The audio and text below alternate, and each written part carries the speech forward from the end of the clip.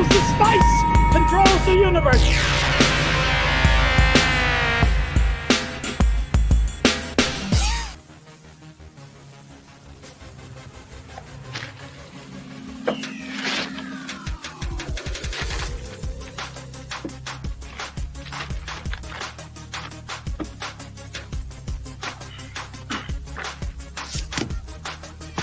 Yeah, it's rich in bubbly goodness. Do you remember when you lost your passion for this work? I invited another friend. I hope that's okay.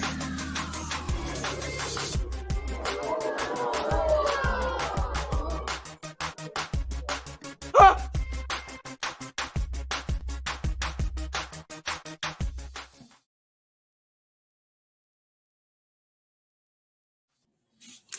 Hello, everyone, and welcome to my channel. I'm Reina Creole, bringing you that spice to sci-fi and pop culture analysis.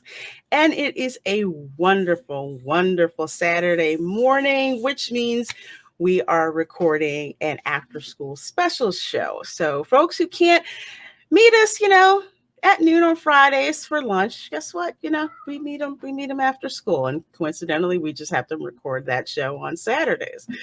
So with that said, let me bring up my co-host, Fat Steven. How are you? Oh, wait, am I on? Whose face is on the Hulk now? That's Abby from Last of Us 2. Oh, that fits so well. It doesn't it? The ponytail makes her a little bit more feminine. But I got the chest dimensions just right. Flat and not there. Flat and no boobs. No boobs. We say, hey, it's a happy Saturday morning, and then I show them this. I'm so sorry for people seeing this. My brain just get confused when people say She-Hulk, and I'm thinking She-Hulk from the 80s comics, and I'm just like, oh, yeah. This chick. There we go. Is this better? Is that better? Is that better? Is that better? At least I won't drown during the stream. I'm all good. But good morning. How are you? Morning. I'm doing well. It's a gray, overcast, cold day with snow outside, but I'm under my electric blanket right now, so it's all good. Oh, that's good. All good with coffee and coffee in the R2D2 A beep boop bop blend, pretty much. Mm-hmm. Yeah.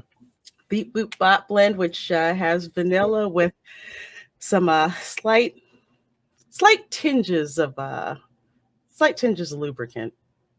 What? Oh, I was gonna go with Hexlax, but that's that.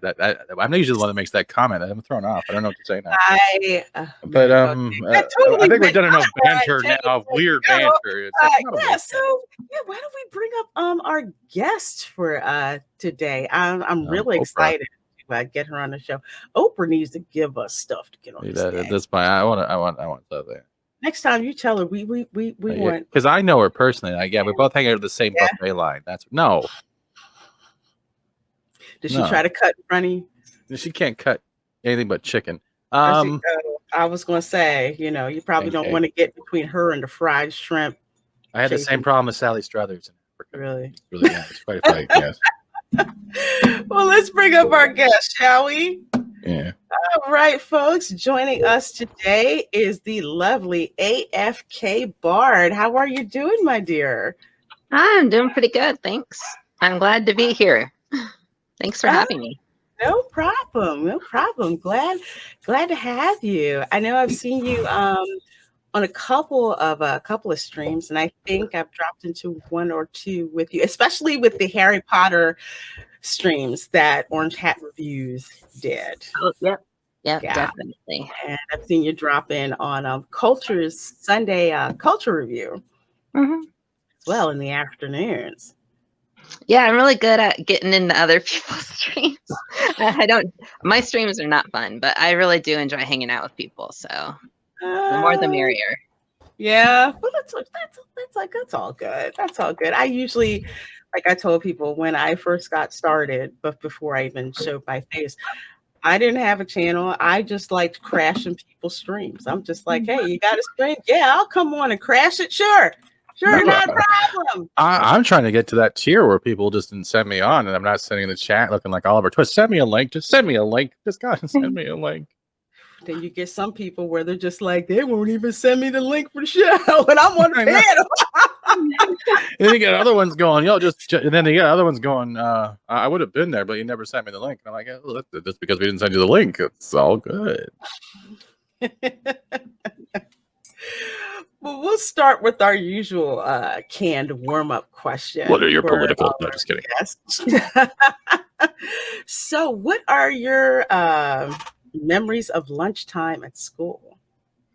Oh boy. I actually really liked lunchtime back in the day. It was kind of weird. And I got hunt lunch, which I thought was super cool up until junior high school, where suddenly it was like, you got to bring your own lunch or else you're not cool.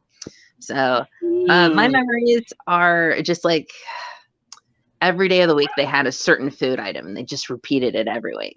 And I dreaded the pizza day because I used to hate pizza. And I would just like flip the pizza over and just eat the crust and gross my friends out. But that's honestly what I remember with my lunch back in the day. Oh, because I know for me, pizza crust was like the grossest thing I ever wanted to like touch. I would never eat it. I would just like eat close to the crust and then just like, no, I don't even freaking want that. I ate some of the strangest food items that like were probably very unhealthy that my parents were like, well, they're eating it. We're good. Because like I had this thing about like pizza sauce, like the spaghetti sauce and also like what you put on spaghetti. So like I just like noodles with butter on it when I was a kid. And now I look back on it, I'm like, oh my God, just butter on noodles? Nah. Oh, especially, oh my gosh, we call them Amish. Well, basically Pennsylvania Dutch because they're German descent. Like Amish butter noodles, that's like the best freaking thing ever because it's like they have the egg noodles with like butter and it's so freaking plain, but it's so tasty. Yeah, no, that's the thing. It's like I felt more guilty with just like it could like for me, it couldn't have been healthy eating that much butter all the time over my noodles. But it certainly tasted good. Yeah. Well, was your pizza round or was it square? Oh, they did the squares. I think it was easier for them. I don't know where we are on the tally with guests. Oh, you're already winning. I'm not even counting anymore. I just don't care. Yeah. It's pizza. It's just kind of interesting because it's like, oh, did you have, the square sheet pizza because it's quicker to make the lunch for the catering? Unless Robert counts as 100 votes, then I win. Unless who? Unless Robert counts as 100 votes, then I win. Yeah, he had the round pizza. Yeah, he did. Yeah, what did you say? The triangle pizza. Either way, with the triangle slice, they had the nice like round pizza. We didn't get the round pizza at school unless it was a special occasion. And they might bring in the round pizza. Other than that, we had to wait till like after school for some extracurricular event. And then we get real pizza from the pizza joint that were like the big New York style slices that you roll it up before you can eat it. Oh, yeah. Really full of grease and not good for you whatsoever. That's awesome. Yeah, that's one of the cool things about living in the Philly area because there's such a diversity of foods, especially with respect to Italian food. The only better Italian food than in Philadelphia would be New York.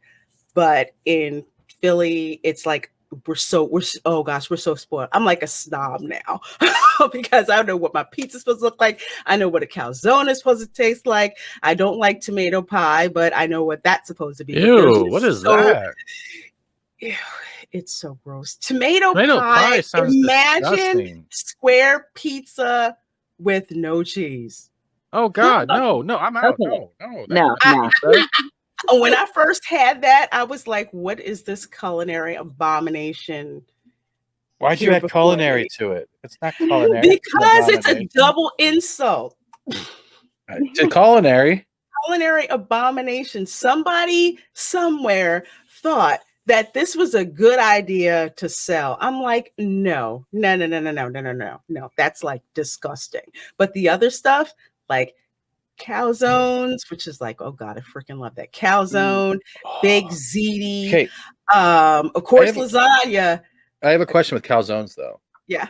Is there a way to do it? Is it better baked or fried? Because I know some crust is better because it's a little bit more crispier, but it's trying to keep it solid, like getting rid of all the oil. You know what I mean? That's the hardest part. If I had it fried, they didn't tell me. The crust is definitely different. You can tell. The crust is much crispier, and as soon as you taste it, you can taste like all the oil that's been fried into it. But I've had it fried and I've had it baked, and they're both good. The big deal is like the cheese and the meat that's on the inside of it.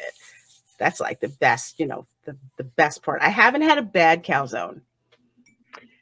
True. Oh, wow. I haven't had very many calzones, but definitely every single one I've had has just been a pleasure. So there's something which is really cool. I actually developed this myself because I thought of it as like a giant pizza pop. I used to do pizza pops too. Is when you get your calzone, if it's just like your normal with pepperoni and cheese, whatever you get inside of it, cut it in half and find some Cool Ranch nacho chips and use it as a dipper.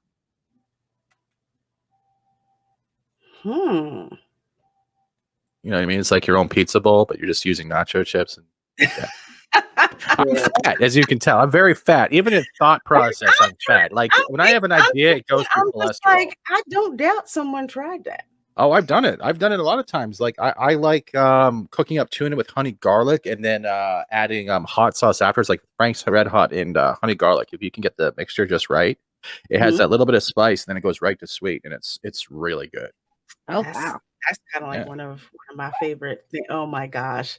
One of these days I'll have to tell a long story about do you guys know that celebrity chef Guy Fieri? Oh yeah, the guy who uses too much Gorilla Glue in his hair. Designer Stevens and that.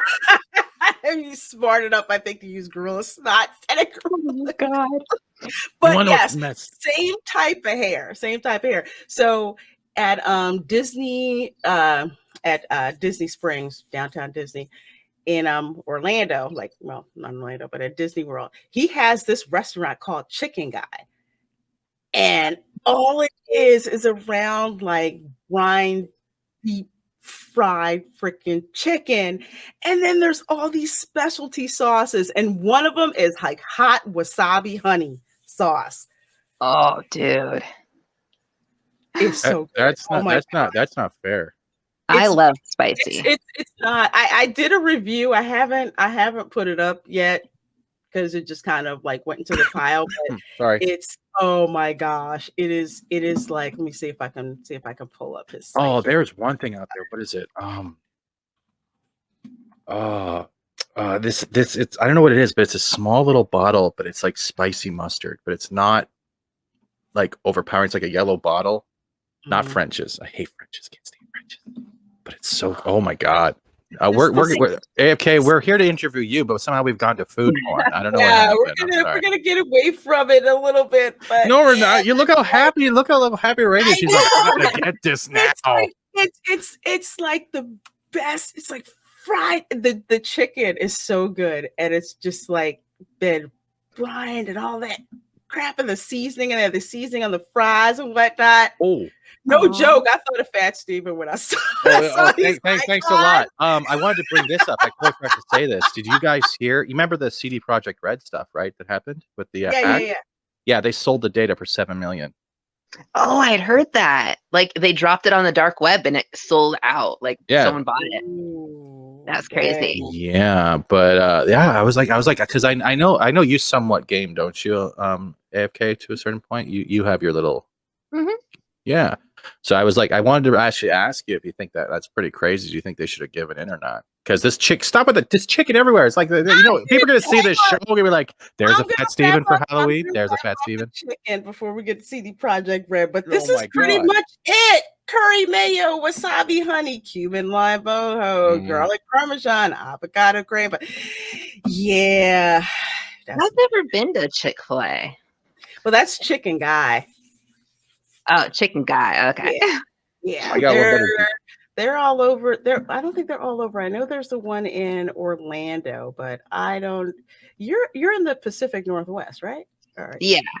Okay. We have stuff that you guys don't have, and you have stuff that we don't have. Like there's a really cool restaurant that my sister came across. It's called Crystal, and it's like a burger place, and they had like a fun website with like games on it and stuff. I remember that, and I was like, I've never heard of this restaurant before. And she's like, there's lots of them over there. Have you guys ever had poutine? Oh gosh, no. I have seen it. As I am lactose intolerant, I cannot touch it.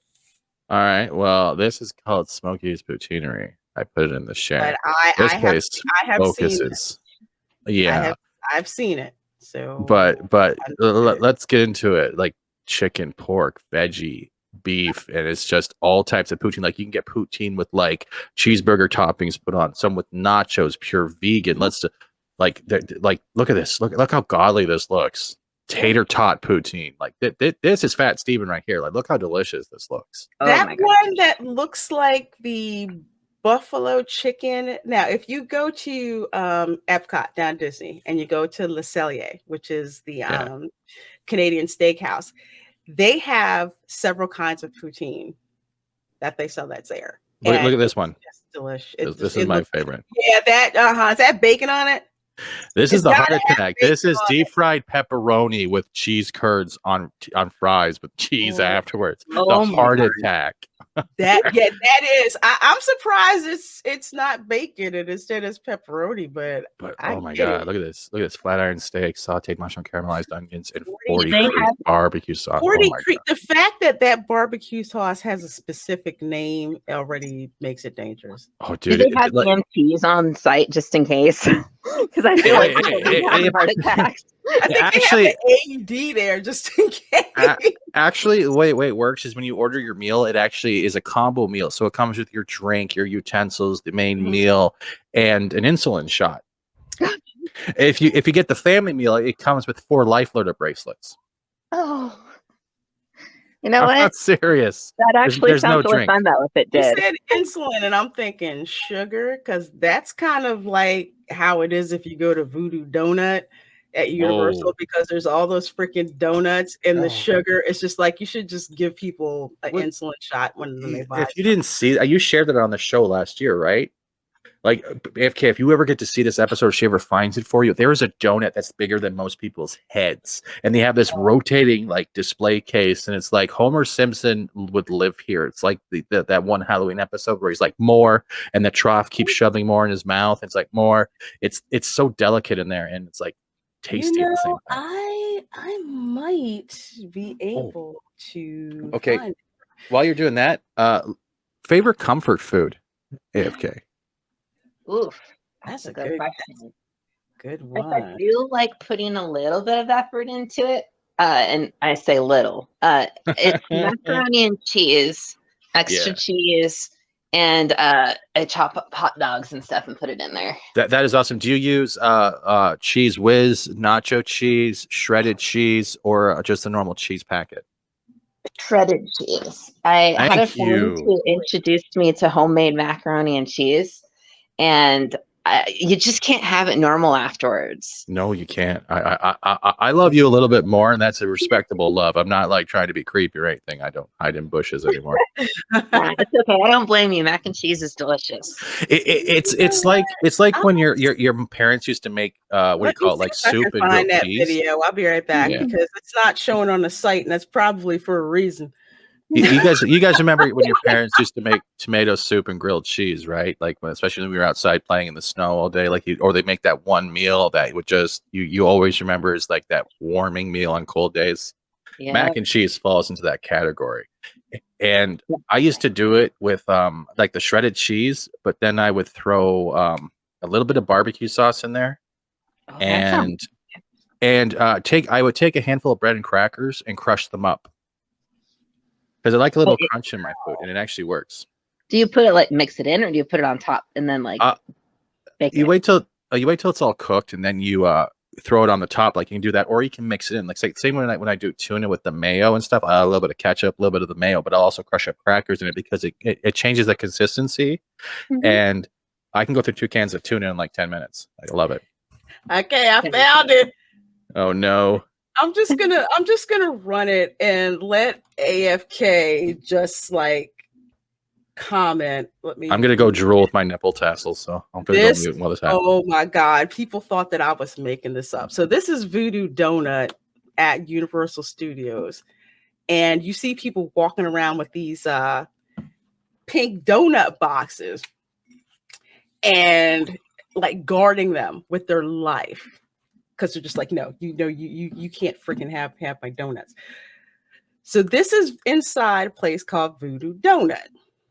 Literally, the magic is in the hole. So it's decorated. It looks like something crazy. It's like some New Orleans hole in the wall place. I actually have that mug with the hole in it. Place looks so cool. It's really cool. It's such a nice place to just like stop, get donuts. Although you need to order them ahead of time, and you're probably gonna have to stand in line because it is just that crowded. Wait till you see the donuts. Mm-hmm. I know there's a Voodoo Donuts in Oregon. I wonder if it's owned by the same people, but I've never been there either. So I think this is the wheel of diabetes. Oh yeah, like that's a sushi so good. bar. Oh my God, yeah. Oh my gosh, hang on. Ah, crap. I want to play frisbee with that big round one. Okay, so this one, this is the Texas donut. Oh my God. You know how they make the center hole? They usually just have it. They bullet hole it, like they get like a little Nerf gun, and no, I'm just kidding. It's not real stuff. It's freaking huge. What is the orange one? $20. That's the orange sickle donut. Now I've had that one. Oh my God. Does it taste like orange sickle? Yes. Oh my God.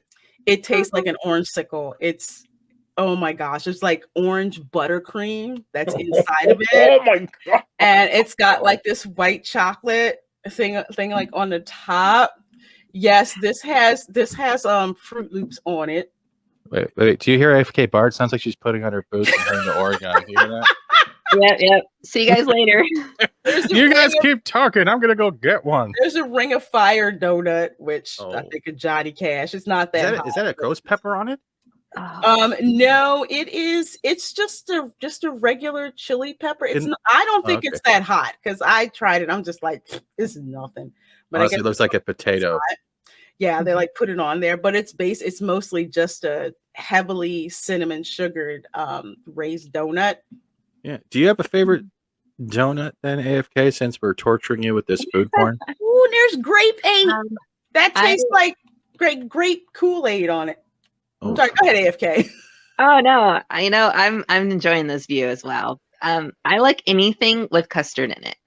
So if there's an option with it, I'll go for it. If not, I go to maple bars. They're my kind of go-to. Oh, I can't get into maple. I find it too sweet for me, but I can still eat a whole Sara Lee cheesecake and not feel guilty. I don't understand that. Dude, cheesecake is awesome. Thank you. Like, okay, is amazing. Now this is the question to both of you. Do you like it room temperature or frozen so it can, like, when every time you take a little fork bite and put it in your mouth, you let it melt with your tongue? What do you like? Go ahead, AFK.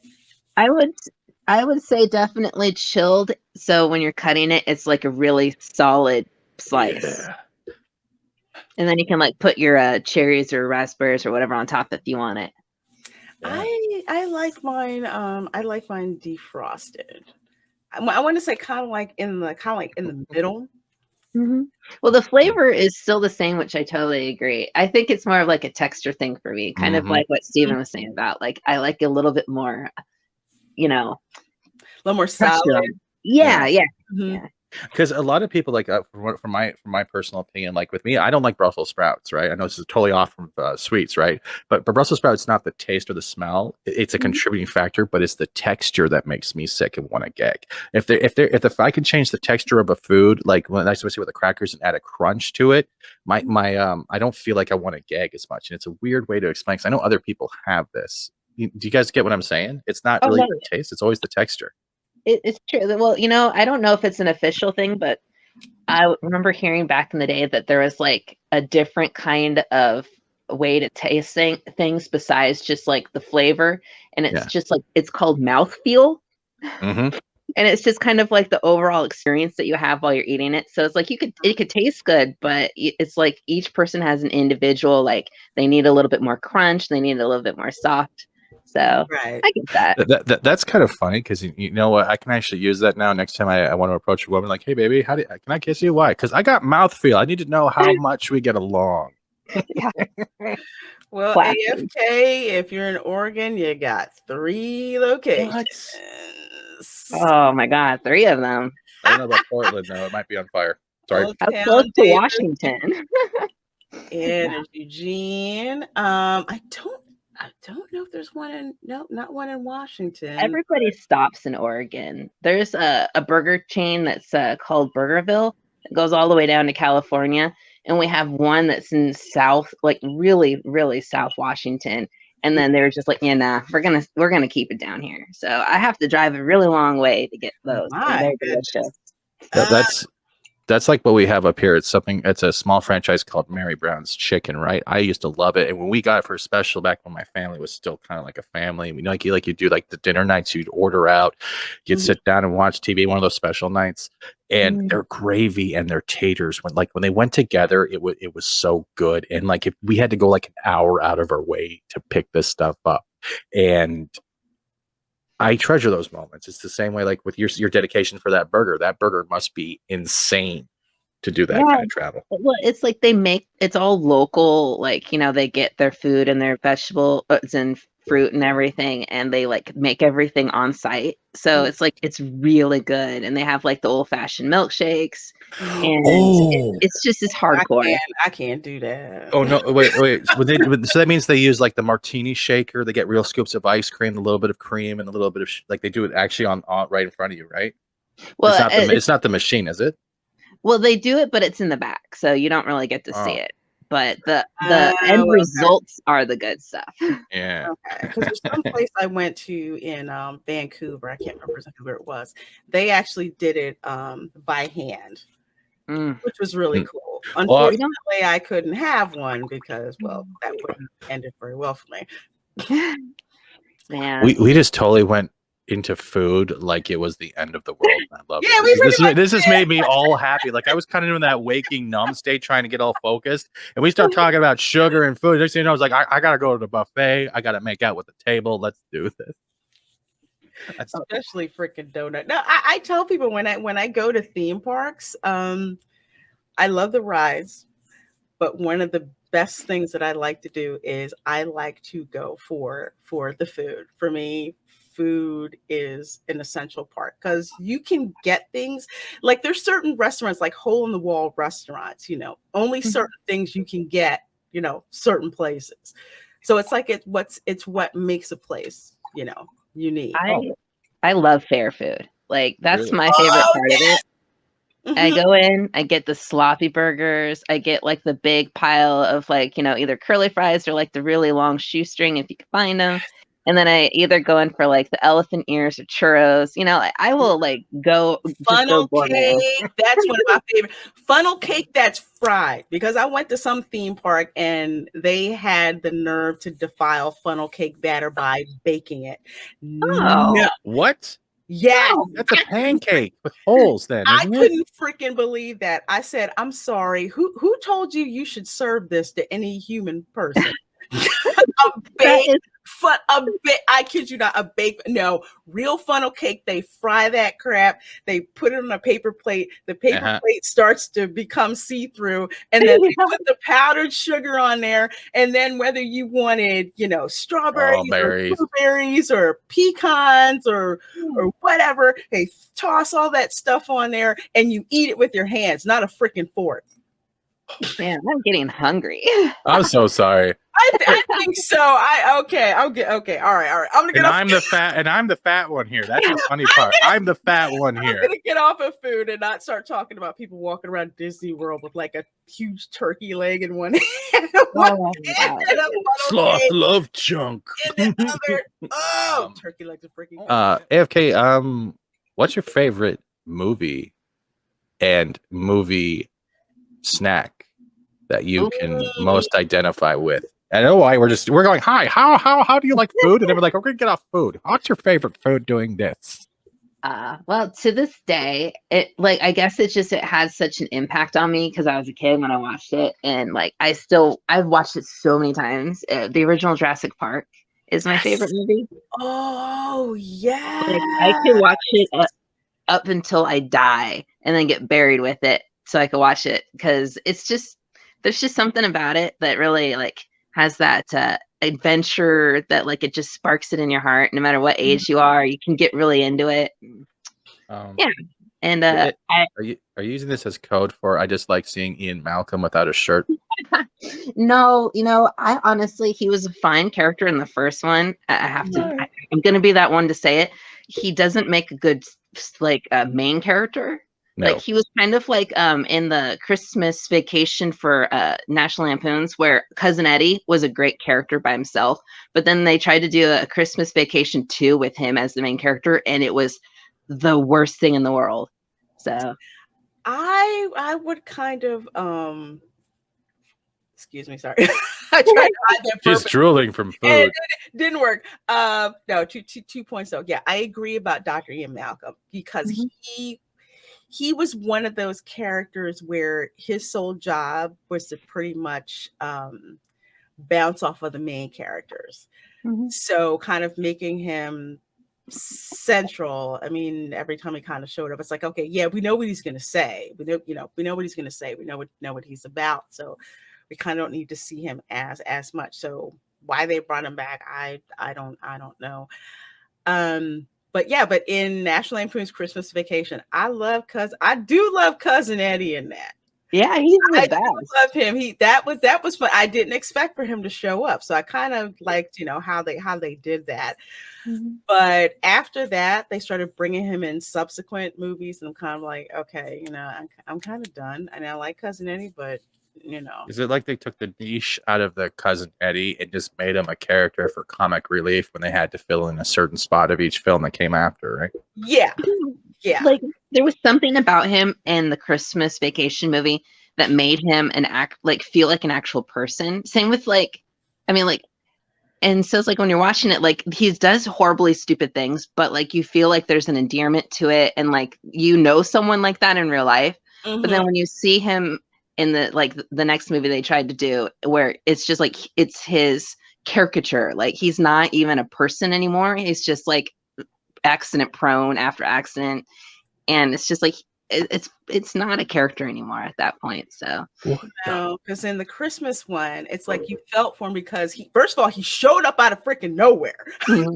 He showed up out of nowhere, and then because of him falling on hard times, and it's him, and like the kids don't think that Christmas is gonna come or anything like that.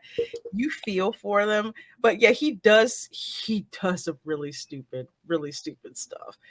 And he'll answer rhetorical questions, like Clark will say, "Does it really matter?" And he's like, "Yeah, well, I got that government plastic under my scalp, and that's why my hair doesn't quite layer." It's like, oh my God, okay, all right, we know what's going on with that. But Jurassic Park, that I remember taking a screenwriting class in college, and they used Jurassic Park as one of the films because it was so innovative. Whoever thought about making a movie with dinosaurs and how they did that and bringing them back? And one of the most iconic scenes in Jurassic Park is where you don't see the T-Rex. You don't see them. The goat scene. Hear something.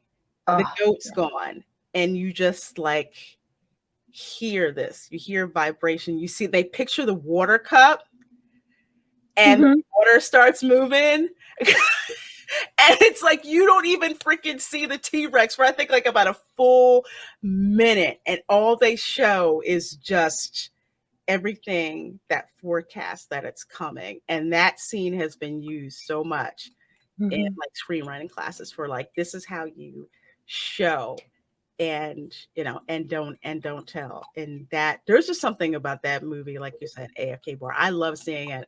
I had to get it on Blu-ray, like the whole Jurassic Park set, mostly for the first movie, not so much the second movie, and Jurassic World.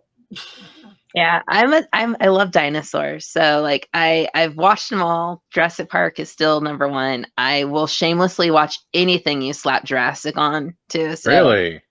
Oh yeah, and it did help that Chris Pratt was in the newer ones because he's eye candy to me. So. But he was also. I honestly, I gotta give Pratt credit when it came to that. The way he had the interaction with those CGI dinosaurs, he honestly felt like he was like seeing them as not only as not pets, but as an actual animal like trainer. Like, you know, when you see those things on like wildlife shows about how they raise these cats from he had the same kind of feel when he did that. Yeah, they did a great job with that. Sorry to go off course on there, but yeah, no, I totally think that that was like what made Jurassic Park for me, is like the interaction between people and the dinosaurs.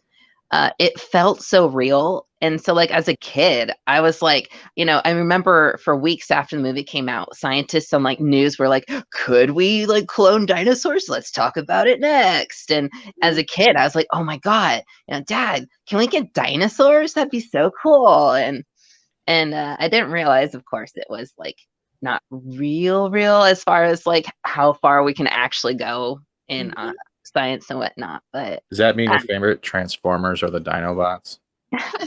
No. I honestly Smash. I never really watched Transformers. I'm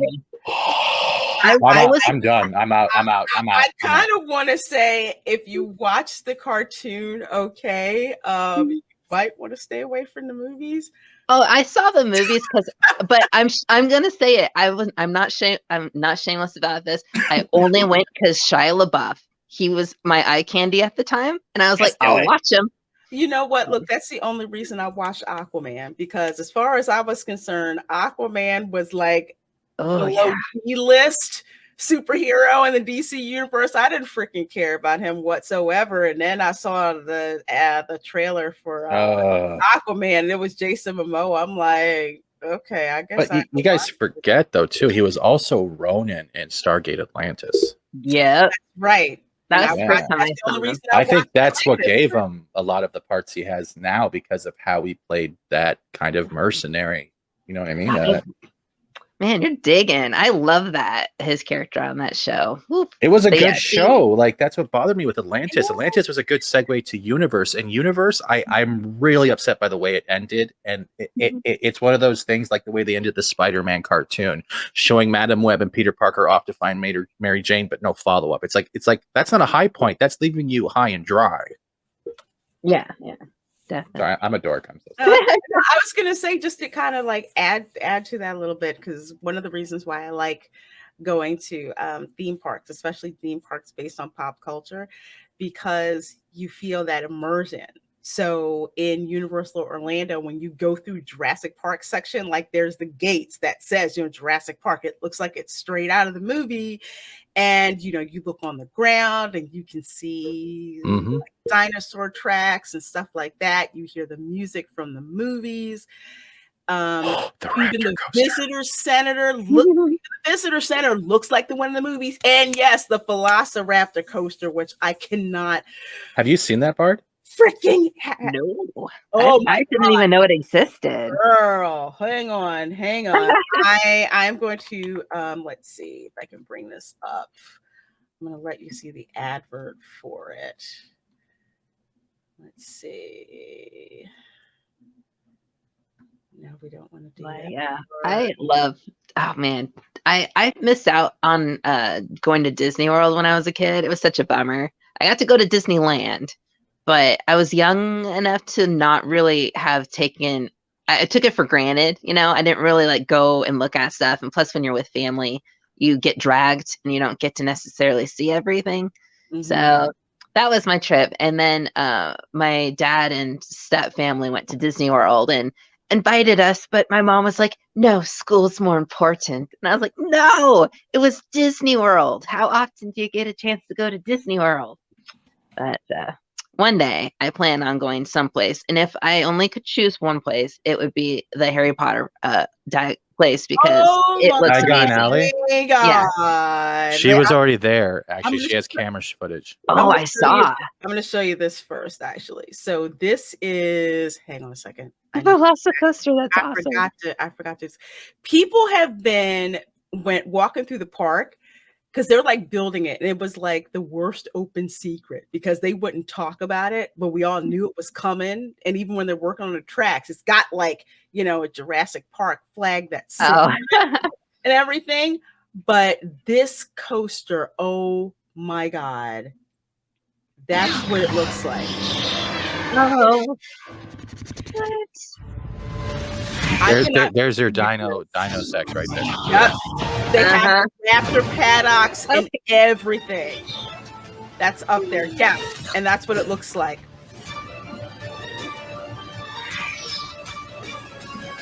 That's exactly what it is. Crazy. You see like the visitor center and all that stuff that's there? I might put that on the top of my list. but then Harry Potter World. But oh my God, that is like exactly what it looks like. So if you go to the park and where they have the Velocicoaster and everything, it goes past the visitor center. So it literally looks like, you know, like in Jurassic World, they have it set up like a theme park and everything. That's exactly what it looks like. Oh, man, the Velociraptors are my favorite from the movies. They always love them. I'm sorry, but I know the one movie where Ian goes to the island.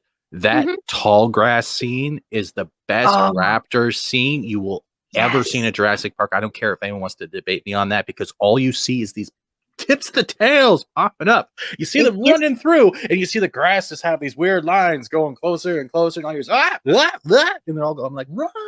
That gave me legit chills. Like every single time I see it too. It's just like, it was really well written, because and then you're like, they are screwed. And then they made it look like they were smart, intelligible animals when it came to that egg scene in the next movie with Graham. And I was like, this doesn't feel right. It just felt like it was thrown off. Yeah. But that grass scene, bro. That, if you want to do a hedge maze for Halloween, you do it like that. Oh, nice. So yeah, you don't actually trim it. You just like go straight, and if you get attacked by somebody, bam. Yeah. So AFK, why don't you so what is it that attracted you to the Velociraptors to being your favorite? It's gonna be weird because I mentioned it to my friends, and they're like, I don't see it. But I was a cat person for the longest time. I was about to say that.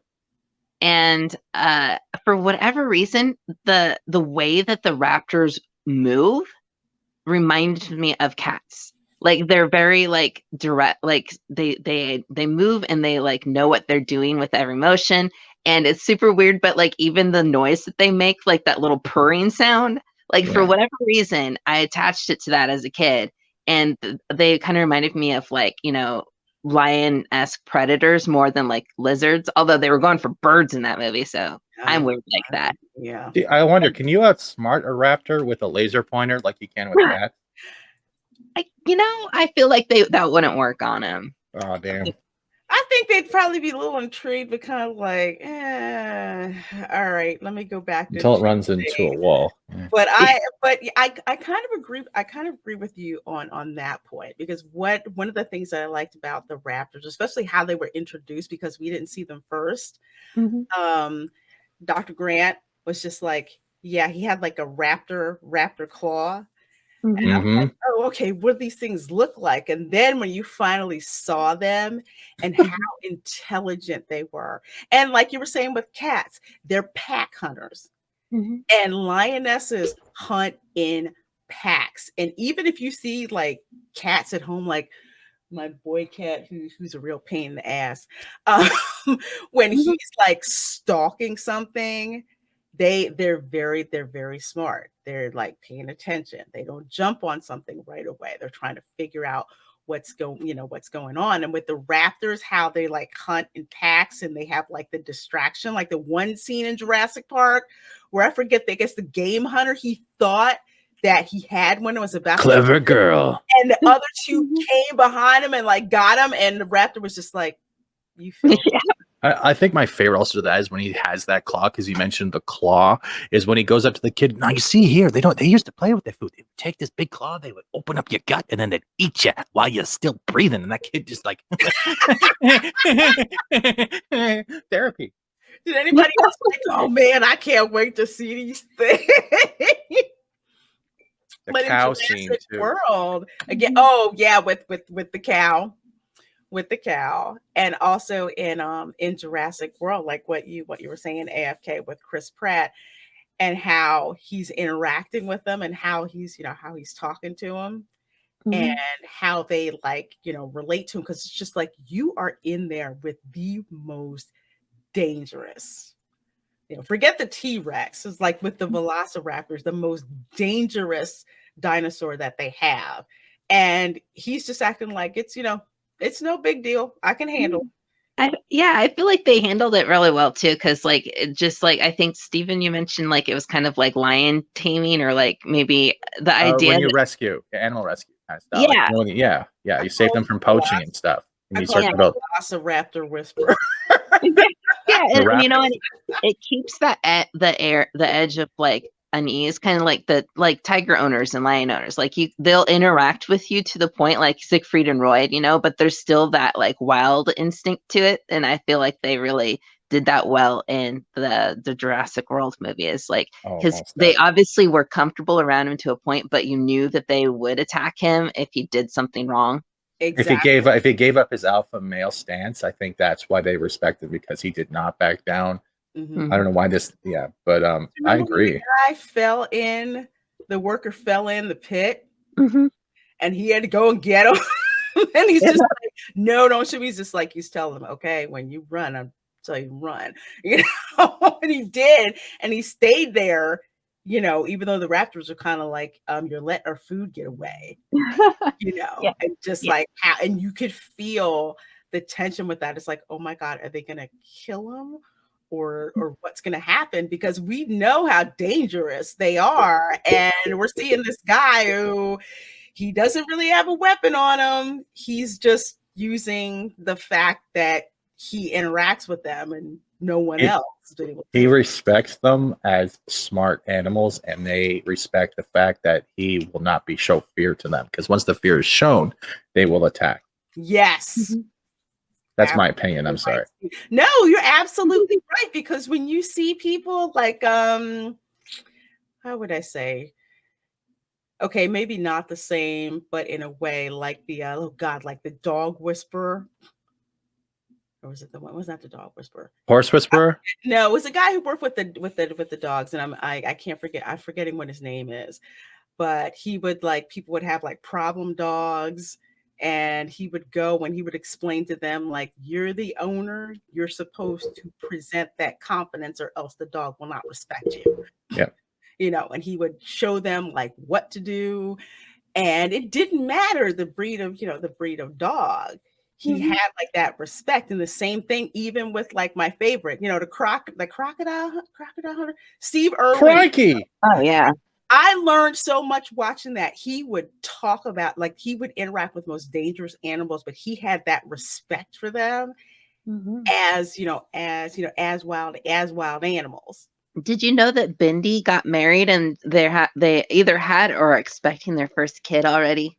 I saw that. I felt so freaking old. I know. I felt so old when I saw that. But this guy, he did so much for like animal conservation and awareness, because he wasn't some wacko. He wasn't at all. He like put his money where his mouth is. And I kind of put him up there with Jane Goodall. It's probably why I like Jurassic Park too, because she was a conservationist and she would interact with primates. And I remember as a kid just like fascinated how she would like come on the show and she'd have like one with her, and she would like talk about them with like respect and educate, people about primates. Like a real passion for the work is what is like for that kind of stuff. Really does wonders for even getting other people interested too. I like that. Absolutely. I think, and this is just me, but I think a lot of people these days do not have that healthy respect for animals, for nature. It's kind of like the stupid stuff people do in Florida with alligators. Where they're not from Florida, so they think that they're pets, And it's different from like when I was a kid and I would visit my grandparents out in rural Florida somewhere, and they're talking to you about wild animals and all that. There's just like, they're wild animals. You need to respect their space. We respect our space. You have that respect for who it is. They don't have respect for how dangerous alligators can be, and they'll feed them. They'll like feed baby gators, and they grow big, and then they wonder why their pets are missing. Mom, where's Fluffy? People they think it's okay, and it's just like, no, it's a wild freaking animal that will kill you. I wouldn't go within 100 feet. No, 500 feet of anything with a mouth that big. No, unless there's a wall or a window or like some sort of fence between us. I guess we're never gonna meet up. Wait, are you a giant crocodile in the sky? No, but you said with a mouth that big, and I do have a big mouth, so I was just going along with the joke. I've walked around when I walked around Florida where I parked my car, and I look in a drainage ditch, and there's an 8-foot alligator that's sitting there, but not really bothering anybody. So it's like, oh, okay, I just go on, mind my own business, and people just pretty much leave them alone. I freak out when I see a mouse in the house. Like literally, I don't think I could handle a crocodile in my front lawn. Well, we have gators, gators in the U.S. Crocodiles are freaking aggressive. I'd have to freaking run. But in Florida, alligators are the ones that have a healthy fear of people. Usually, they mind their own business, and if you're getting near them, you'll usually hear them hiss at you. And it's kind of like, okay, back, kind of like rattlesnakes will give you a warning that you're getting too close. Usually alligators will hiss at you and tell you that you're getting too close, and you can kind of like back away, slowly. Like serious nostalgia for Steve Irwin. I would kill to have like his complete series on like Blu-ray or something. Oh yeah, I would binge watch that because like, oof, you can watch it. I don't know if they have shows like that anymore. Like what? Sorry. Sorry. I don't know if they have shows that I don't know, in depth anymore. Because like he would just go out and touch things and like pick them up and like interact with it, and like snakes would bite his hand, and instead of like screaming, he'd be like, "Check out how his teeth are like digging into my skin. Get the camera here, Check out this wallaby as it beats out my ankle." Next on this, a magical adventure while I hold my baby. This gator's gonna go for my baby toe. That where he had the baby, and he was like approaching the crocodile. I'm like, okay, if it was anybody but Steve Irwin, I'd call Child Protective Services. But I'm just like, he pretty much knows what he's doing. But it was just like, oh my God, it was just crazy. But I don't think they have. I think you're right, AFK. I don't think they have any show like that anymore. That in addition to showing off what's in nature, educating people about what's in nature. Yeah, like on a ground level, like really close, you just, I don't know. It's just everything I've seen after that was just very, scientific or too kid-like. So, you couldn't get into more serious stuff. I'm going off on a tangent about this. I could go off. It's good. It's all good stuff. So before I forget, so how did you get involved with YouTube? I've technically been on YouTube for over 10 years, but wow. I had a different account before that, and I was doing, fan vids. I like making music video stuff. That's just a thing. And I was doing that forever on like different communities and just uploading it to YouTube. So that's how I got a lot of the subscribers that I have, for people who are into that kind of stuff. And then my first account got deleted because of copyright. Back in the day, YouTube didn't have anything set up for that. So like if you got 3 strikes, you're just gone, and you couldn't get your account back at all. So I lost a lot of my stuff. And so then I created this one, and I got more people back doing videos. But I'm still kind of like testing the water, because I don't know how I feel about like doing streams myself. I've been like trying it out for the last couple months, but really I've only really been on like streams more or less because like I was lured in by Teresa Martin. She's so sweet. Yeah. We were in a group together on Twitter, and she was like, I'm starting this like diary series, you want to, pop on. And so I was like, sure. And so the first few streams I was on was basically hers. And then we did a couple streams for like Drunk 3PO to like, for his Patreons. And I was on those too. And then, I started popping on to other people's stuff. And I don't know, I've just kind of been writing the experience and not I don't really think of myself as like actually having put enough of my feet on the ground to be part of this community as far as like the work I put forth. So you don't want to put your feet on the ground because Apollo Patriot is always watching. Oh yeah, he does like those. He is with the feet thing, the feet and the Twilight women at Walmart. He has like a sixth sense. I heard someone say feet. Where's the live stream? I gotta find it. There might be a picture somewhere of my shoes. I don't know. Oh, no. Oh wait, I think there is actually. Go looking.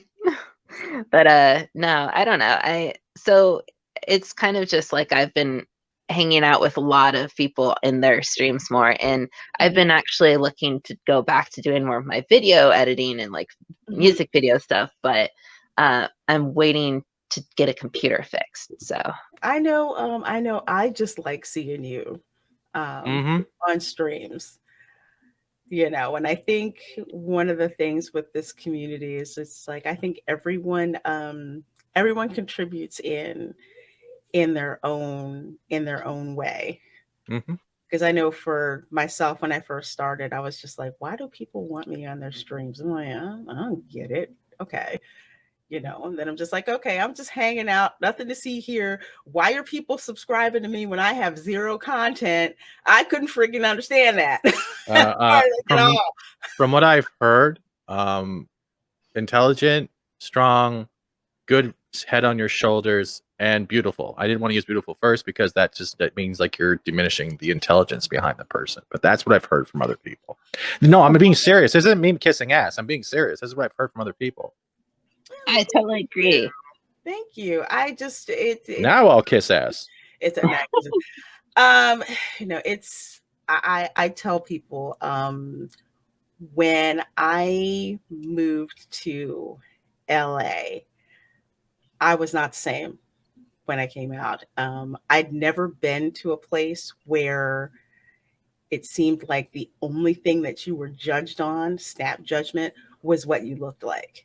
And I had never been anywhere where it had been like that. I know for me personally, it was about the inside type of thing that's going on. I know when I was like 12, I said, yeah, I want to be a fashion model. I want to be a model. I'm going to go try to do that. And then I was told all the stuff that I wasn't, the perpetual diet that I would have to be on. And I'm like, screw this. I need a career where I can just use my head and I can eat whatever the heck I wanted to.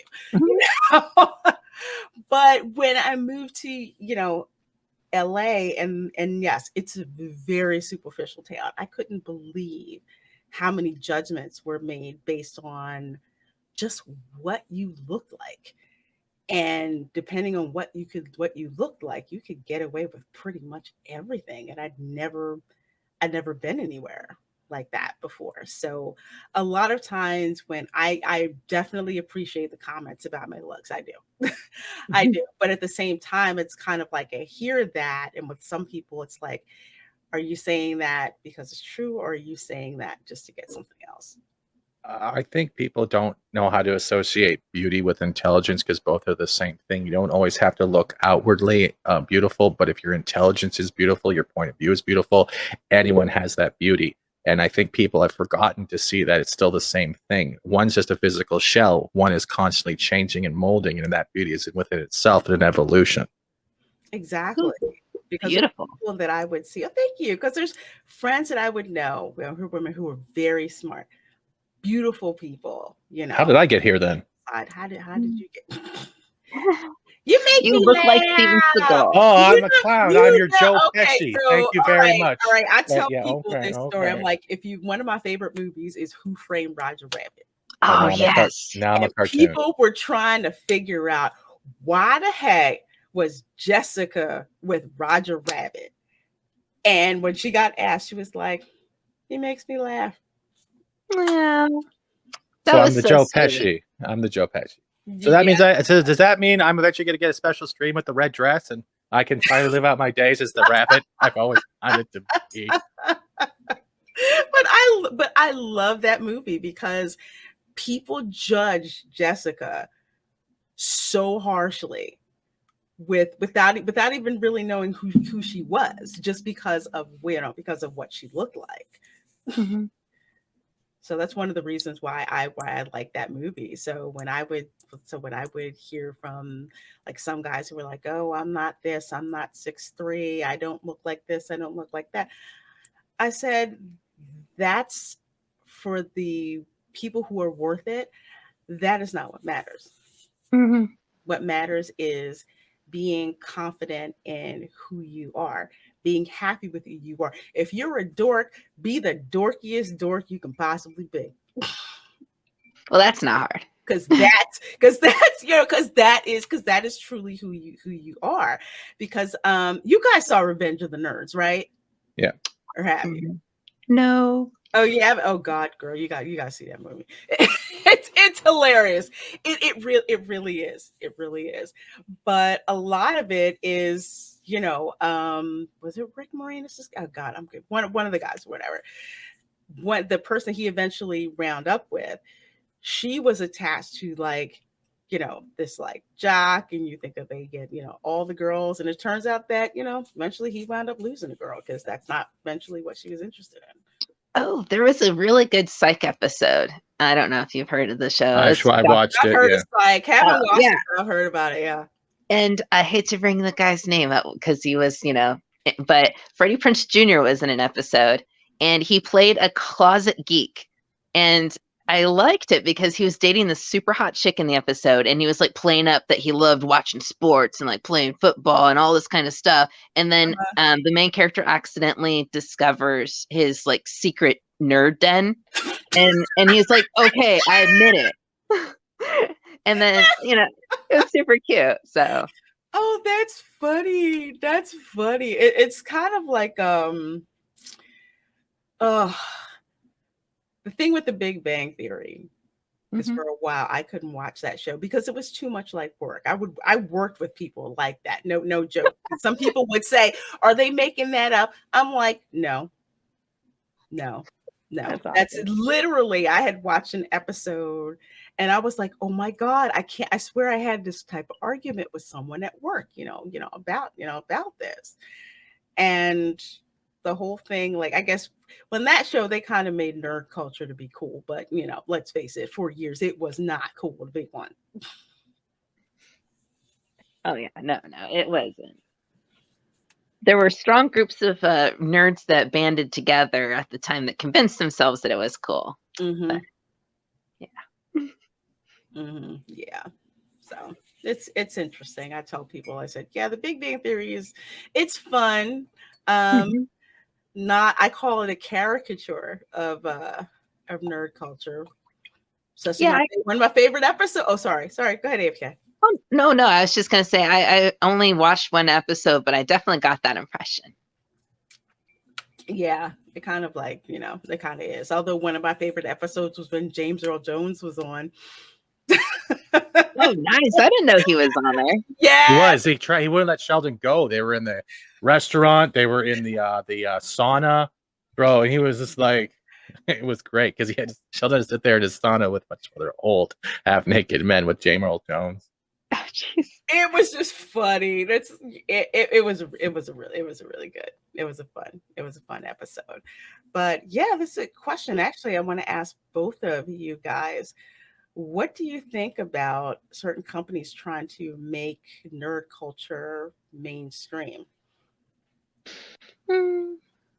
Well, it's useful to get stuff that you want as a nerd already, but I don't know. It's kind of like I never thought it was supposed to be a special, like only certain people could like it situation. I felt it was more of like at the time there was just certain people that didn't get it, and that the more and more people who are, given the opportunity to experience it, and have like, you know, are given the introduction, I guess. Yeah.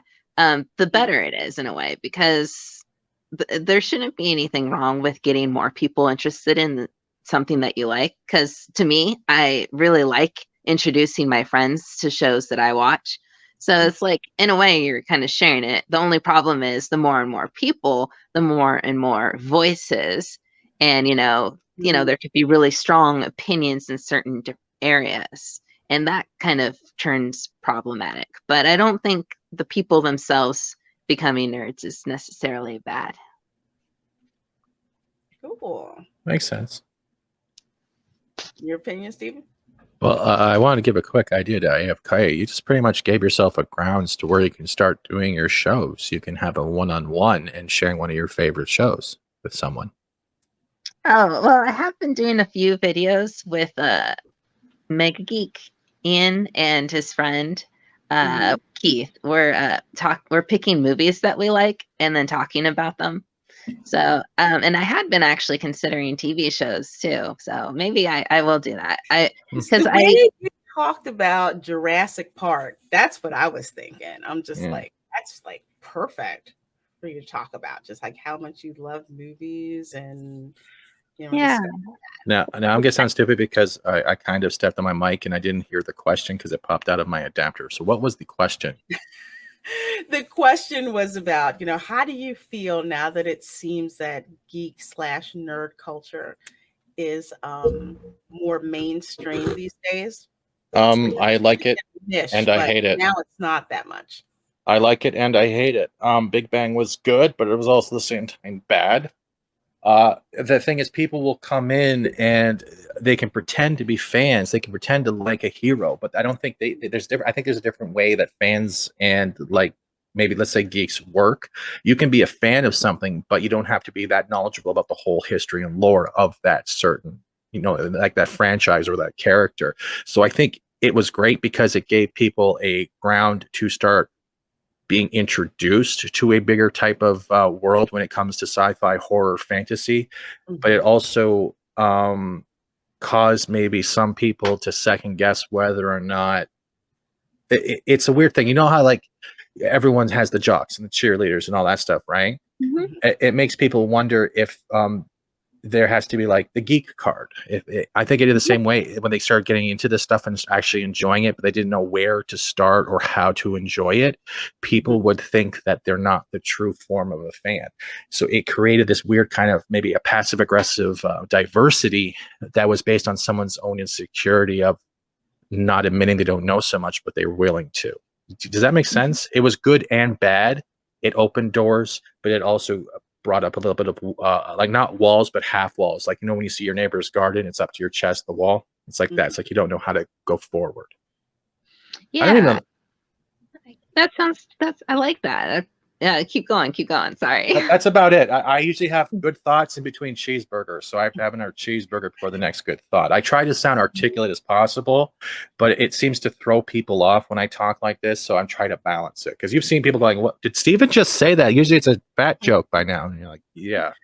I just know for me, not outside looking in, because I was kind of like on both sides of the fence. I'd actually dropped out of fandom for a while because fandom had gotten a little bit toxic and nuts to the point where I said, forget this, I'll just drop into reality TV for a while, and actually had fun there. And then once I got back, because the thing that sucked me back into fandom was The Walking Dead. So I started watching that, and it was cool because people were like, "Oh, you check out this show. It's awesome. It's fun." And then they started having a show called Talking Dead. Oh, right. Yeah. By Nerdist. Okay. So I'm like, Chris Hardwick. Yeah, Chris Hardwick. And I'm like, okay, for a while, the first season, it was one of those shows where it's just like the writers would drop in. I think it was mostly just the writers and the actors that would drop in. So it was like a convention at the end of every episode. So that was fun. But then what you started to see is you started to see other Holly weirdos, that I call them, dropping into the show. And it seemed like I won't begrudge some of them probably thinking that, this is a show that I really like or whatever. But it started kind of being less about the actual fandom of the show and the fans interacting with the people with the show, as opposed to Holly weird folks dropping in to kind of make a name for themselves and basically say, hey, I've got a geek cred, pop culture cred for just dropping it on the show. And it seems like it expanded from there. So it's kind of like good and bad at the same time. Good in that it kind of made it okay for some people to come out of the closet, so to speak, with some of the geeky and nerd things that they liked and to connect with other people in it. But at the same time, I think it brought a lot of people from Hollywood in who weren't exactly fans, who didn't exactly have, the love for the source material that a lot of the fans did. And it just seemed as like an opportunity just to kind of get their name out there. It's kind of like when you're talking to your mom and she's like, she's like, I watch cartoons. And then someone's like, oh yeah, what cartoon? She's like, Pokemon. And then it's like, tell me something about it. And then she's like, there's a Pikachu. And versus someone who's like, I watch anime and one of them is Pokemon and blah, blah, blah. And there's all these details to it, And so there's like this kind of grading scale that people kind of use as far as like what they think constitutes like a fan and stuff. And so when you get someone who like, say, goes into these like talk shows about the Talking Dead, and they're like, yeah, I'm a nerd. I watch this show. And then you're like, well, how much though? Is it like I saw 1 or 2 episodes and I think it's cool? Or is it like I'm an actual hardcore fan and I'm really excited to be here to talk about it? And if you get the vibe that they're just there because they're there, then, it's a little disingenuous. And you kind of want that and to feel that energy that you have for the show. That's a great point. I also kind of have to say, like, I think when it started becoming more mainstream, it brought in the crazies.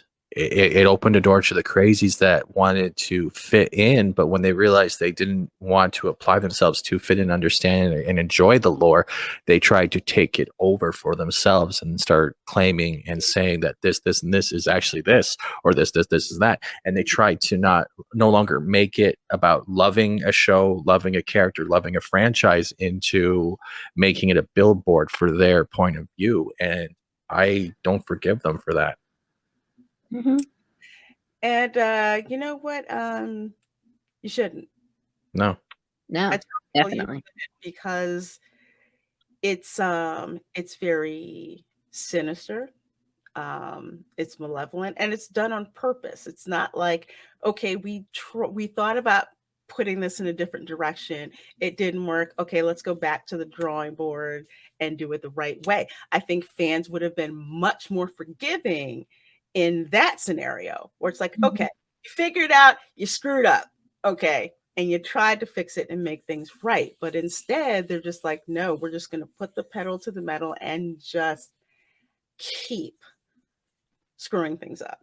Well, I gotta give it to the Terminator people when they tried to flat out just reboot half their series. At least they were going for it. They screwed up, but they were like, try to ignore those movies. But unfortunately, now we have to see these new ones. So. I can't. When I heard what happened, the first 5 minutes, Dark Fate, I said, I can't. But you don't have to go there. You can go to Sarah Chronicle, the Sarah Connor Chronicles, right, where they have the TV series, right? I didn't see that one. I really loved it. I dropped out of Terminator fandom. I want to say after the 3rd movie. I just got interested in other things, and I didn't keep up with it. And I don't think it caught my attention until I heard about the reboot with Dark Fate. And then when I started hearing stuff coming back about it, I'm like, okay, nope, not coming back. Nope. Yeah. not coming back for that. Yeah. But that's also another reason why I was so disappointed. Disappointed is probably too mild of a term. Like when it came to Star Trek Picard, because I'd heard about Discovery, so I wasn't even trying with Discovery at all, with that trash fire that was going on with that. But I thought at least with Picard they would get it right, and they didn't, and didn't plan to.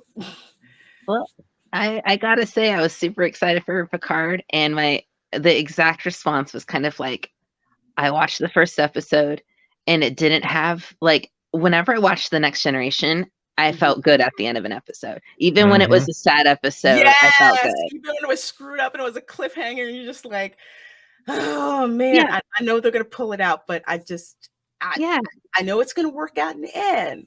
But there was that hope, right? Yeah, it left you with a positive energy, or like an enthusiasm and encouragement or excitement for the next episode. And the very first episode of Picard, if you're trying to measure by that, then it's just like that show has a flat line.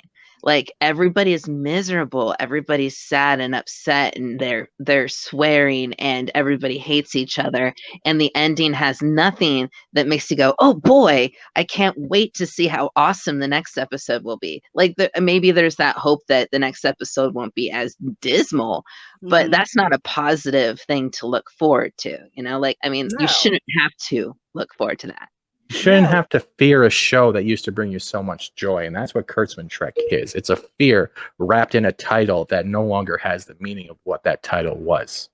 When you say fear, do you mean with what? No, you fear who they're going to insult next, who they're going to tear down, which cannon they're going to destroy, how they're going to make Picard go from a strong captain to an apologetic, horrible person who did something so wrong. Well, for me, it wasn't fear. For me, I was freaking pissed off. Well, that's too. And I was just angry because I knew what they were going to do. It was just a matter of fact of, okay, how long is it before Picard gets cussed at? How long before this happens? How long before that happens? And I was just freaking angry through the whole entire thing, because it's like you just took one of the most iconic characters in Next Gen, which we know because we've gone on that journey with him. Again, the most interesting man in Starfleet. You take the most interesting man in Starfleet and you reduce him to nothing but just a doddering idiot. Apologetic idiot. Which one?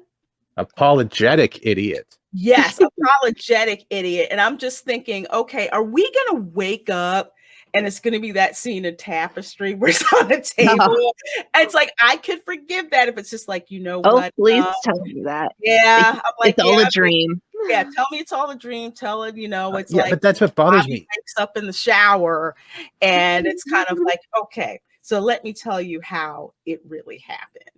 But that's not it. Even if that was the case, the way this series is and the way Picard is, Q respects Picard. Q, if the way Picard was going, would eventually shown up and asked him, what are you doing? Why have you given into such cowardice? Q would have tested him. Kurtzman has even taken the ability for Picard to give himself retribution for shit. For poop he's punishing himself for. Well, that's exactly what I'm alluding to. It's like you're not doing any of that. Again, the Picard that we know wouldn't have gone down that road. And like when I say with the with the Who Shot JR reboot, like it's like basically, what, there's no way I want that to happen. But they didn't go there. They didn't go there with that. I was gonna say, Picard's already been up against something like other things that have been equally awful. Like, I mean, if you think about it, led to the death of many, many Starfleet officers when he was Locutus. Yes, especially that one. And that was direct. If you think about it, even though like it wasn't him doing it, that was him being directly responsible for thousands of people dying. If anything, he should have been upset, and he was, but he dealt with it his own way, and he was strong and better for it. Absolutely. And now, sorry, AFK, I mean interrupt oh you. no, go for it. Even to the point where he went back home. Mm-hmm. He went back home, and his brothers is kind of like, what the heck are you doing here? And they're mud wrestling and all of that, and Picard just breaks down. And in the end, his brother says, well, Jean-Luc Picard is human after all. Yeah, that's all we needed, and he, we knew who he was, and how in this new Picard there's nothing noble about him. There's no spark whatsoever. It's just like Picard would never do that. He already had that moment, and it was way, way, way higher. The effect that it had, and I don't know. I'm sorry. No, I'm getting all flustered about it. We didn't know. And even if you didn't know who Picard was, they did not give you that, okay, let's run down and show you exactly who this man was and why we're going from here and taking him forward. They didn't do that. Again, they just used him as an example, like Stephen was saying, pretty much what Kurtzman decided to do, to use him to push an agenda and just trash that character. Yeah. And I was so angry. I tried to get rid of CBS Plus, and they asked me to keep it for free for a month. And I'm like, okay, fine. We'll see how this train wreck ends. And I felt I'd already was insulted through the whole entire season, but seeing what happened at the end, I'm like, I'm canceling it. I told them why I was canceling it, and I said, I am freaking insulted as a Star Trek fan. You're insulting my freaking intelligence with this crap show. It happened to me too, exactly the same way. I had CBS, I free. I was trying it out. I didn't want to keep going. They're like, "Are you sure you don't want another month of free to try it out?" And I was like, "Well, I guess I'll finish the season." And then I was like, nope. They can't say we didn't give it a chance. Yeah, right. And you could tell they were desperate. They were like, 2 months free, please. Yes, just take it. Take it. Understand, how much we just want you to take this and watch as we, trash your characters. So when I hear about Discovery and what happened with this, other season, I'm just like, no, it's obvious. They freaking hate us. Yep. Mazel tov. We're all lucky. But that's when, you say, forget it. Nope, I'm done. I'm done with it. It's a damn shame when the Rick and Morty reboot, kind of like with Lower Decks, was more interesting. It looked interesting on like first glance art wise, and then I watched a trailer for it and I was like, nah. I mean, because like it looked like it was trying to be smart, like shows like Rick and Morty, but you could like feel the desperation in the jokes. It was, and the crazy thing is, I could actually watch that longer than I could Picard. I'd believe it if I had to be tortured by a CBS show, and like it was just like you have to watch a whole season of it. I would go for the Lower Decks, even though I've never watched it, because I could never voluntarily sit down and rewatch any episode of Picard. Oh my gosh, Stephen, you saw Lower Decks, right? Or did you? I saw some episodes, but it's trash. It's trash. I don't care. It's everything I loved. I just don't care. I stopped Star Trek at DS9 for me. I'm sorry. Enterprise, I'll give it a chance once in a while. Voyager, sure, but I just don't care. I really don't care. I tried to watch Voyager. I couldn't get into it. I said it was just it. Janeway was a flying biatch. Oh yeah, I didn't like that. I didn't like the fact that we're just gonna get a woman and center the show.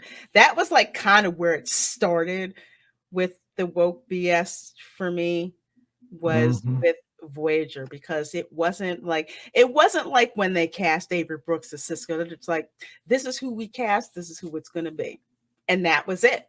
That was the end of the story. He was the best. He's my favorite captain. He was freaking awesome. I didn't think I was going to like him, because I'm just like, you know what? Picard's my captain. I don't care what you say. That's not going to change at all. And I'm insulted. You're coming up with this other show with the other Starship captain. I don't like it. And then saw an episode and got hooked. And, you know, then Cisco wound up being my favorite captain. But with Voyager, it seemed like the whole thing was like, oh, we're casting this woman as a Starship captain, as if that had never happened before, you know. And I didn't particularly like that. So that was like the first time. You're roboting out. Track. Me? Yeah, you were just roboting out a little bit just now. Okay, am I better? Yeah. Okay, maybe because I'm too far away. I don't know. Darn computer hanging in there. No, that's kind of like when PC Track started, and when they started doing this whole thing where they're like, we have a female who's captain, and then we have, you know, a native, and that's Chakotay, and then we have a Vulcan who, you know, we're gonna, you know, use. It wasn't that they cast who they cast. It was just like, oh, we have Black Vulcan now. I'm like, oh, God, that's not even the important thing, but that's where it's. Don't forget about the interracial couple between Tom Paris and B'Elanna. So there you go. It wasn't just interracial; it was also interspecies, because she was also half Klingon, half Bajoran with a human. There you go. Yeah. And remember, this white male, was also a defier of Starfleet protocols and put in jail. He was a bad boy. But that's just like where it started. And I was just like, I'm not freaking interested in this. And I had a bunch of friends who were in Star Trek fandom who were like, yes, we have a woman. Not to begrudge how happy they were, but I was like, don't care. I have to. Sorry, go ahead. I was just going to say, I never actually looked at it from this angle, because when I was watching it, I didn't know what I was angry about.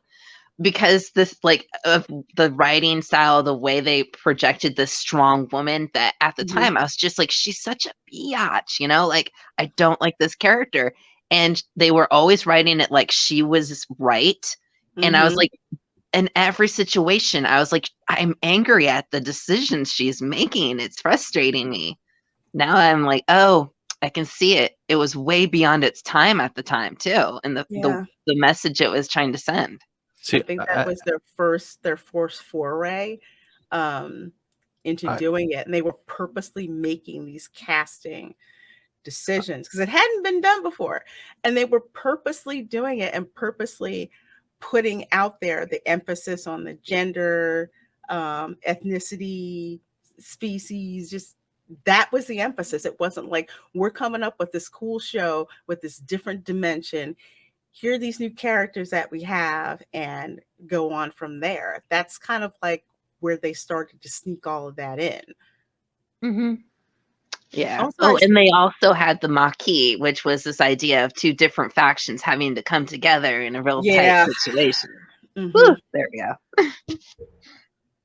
I'm sorry, Stephen, you were saying? I didn't mean to see. I can kind of see that, but at the same time, I think they smartened up by the introduction of Jerry Ryan, because Jerry Ryan, with her storyline, especially with Seven, it became not so much focused on that, but it was bringing someone back to humanity. And with her storylines and how she connected with different parts of the crew, it kind of separated that, because she had a hologram fall in love with her. Which was the doctor.